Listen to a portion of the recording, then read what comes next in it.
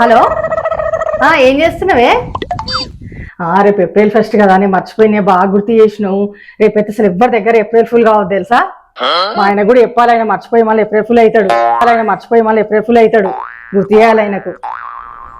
ఏమండి వచ్చి చపాతి అండి. ఏమండి మీకు ఒక విషయం చెప్తున్నా, గుర్తుంచుకోండి. రేపు ఏప్రిల్ ఫస్ట్ అండి. ఎవ్వరికి మీరు ఏప్రిల్ ఫూల్ అయ్యే అవకాశం మాత్రం ఎవ్వరికి ఇవ్వద్దండి. కొత్తగా నేను ఫూల్ అయ్యేదే ఉంచంతో నేను ఎప్పుడో ఫూల్ అయిపోయినా.